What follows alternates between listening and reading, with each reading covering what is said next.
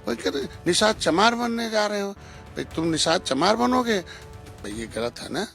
UP विधानसभा के budget सत्र के दौरान मत्स्य विभाग के मंत्री डॉक्टर संजय निषाद से विपक्ष की तरफ से दिखी बहस हुई। उस दौरान कहा जा रहा है कि उनसे पर्चे छीने गए। हालांकि इसको लेकर उत्तर प्रदेश सरकार में मंत्री वेंकटेश्वर शरण सिंह ने इस पर विपक्ष की तरफ से हमला बताया और इसको लेकर फिर शिकायत भी की। संजय निषाद भी मौजूद है, क्या कुछ कहेंगे इस पूरी घटना को लेकर?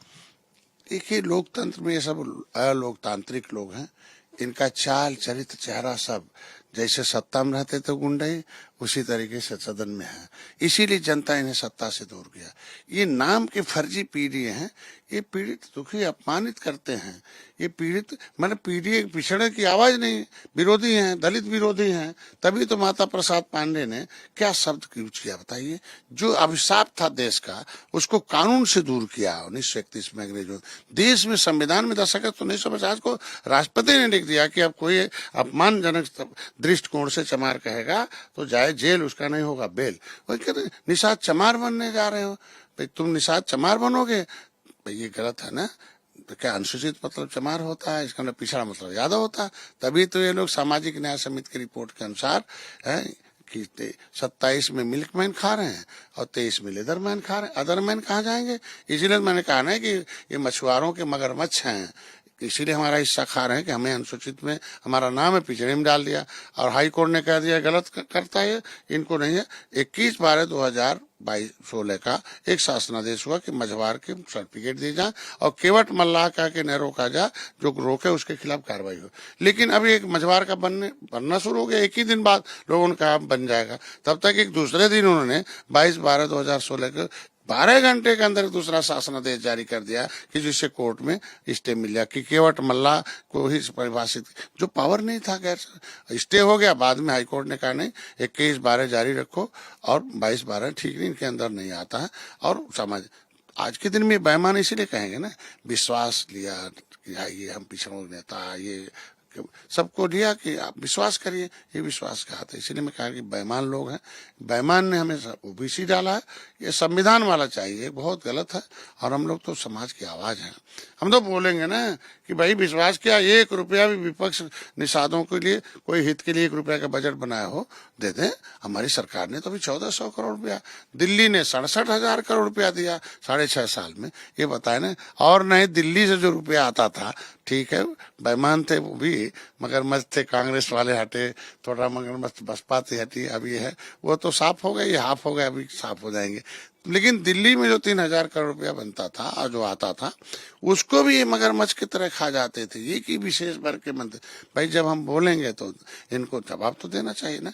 ये तो स्पष्ट करना होगा समाजवादी पार्टी को कि भाई जो माननीय सदन नेता बुजुर्ग हैं, लेकिन उनका क्या दोष है? समाजवादी पार्टी के स्पीकर हैं, भाई प्रतिपक्ष के नेता हैं, जो बोलेंगे मस्कर समाजवादी पार्टी बोलवा। तो इसका मतलब समाजवादी की नीयत यही है कि हम निषादों को अनुसूचित न्याय मिले है, इन्हें स्पष्ट करना चाहिए। और पिछड़ों का हक मेरा, जब इन्होंने इनके समय 26/12/2016 को अंतिम एक संशोधित शासनादेश जारी हुआ, जाती है पिछड़ी है।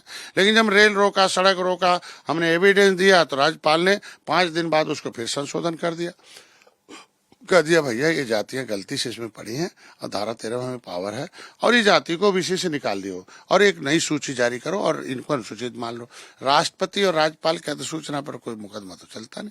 तो जब मेरा नाम ओबीसी से निकालने का अधिसूचना है, दूसरी सूची जारी करने, और हम अनुसूचित के हकदार हैं, पहले से राष्ट्रपति है, तो पिछड़े में हमारा हिस्सा क्यों खा रहे हैं? 9% हिस्सा अति पिछड़ी जात के रूप में जो लोगों ने जोड़ रखा है, जो 1994 बेईमान लोग, तो 9% काट के हमारा एससी में जोड़ दिया जाए तो हम असली जगह आ जाएंगे और तो एससी वाले विरोध भी नहीं करेंगे। तो ये तो सपा को खड़ा होना पड़ेगा ना कि भाई 9% काट के इनको दिया जाए, असली में हकदार यहाँ है, ये नकली लोग हैं, असली चेहरा वही था कल इनका। तो इसलिए अब समाज अगर माफी नहीं मांगते हैं माता प्रसाद जी, तो हमारे अभी सदन के बाद हर जिले में विरोध होगा। इनके खिलाफ SC/ST एक्ट लगाकर मुकदमा भी दर्ज कराने की बात की जाएगी।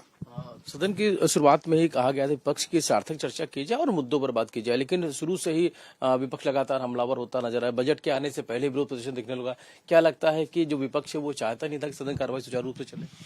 भाई यही है ना, मैंने तो बताया ना कि देश में अंग्रेज बैठते थे। हमारे लोगों ने अंग्रेजों को मौत के घाट उतारा, अवसर दे दिया, संविधान बनवा दिया। ये अम्बेडकर के नाम पर कैसे बेईमानी कर रहे हैं? ये देवे सदन में आने पे किसी आवाज को दबा रहे हैं। ये हंगामा इसलिए करते हैं कि आवाज दब जाए, हमारे लोग जान न पा सही, इनकी काली करतूत न जाने पाई।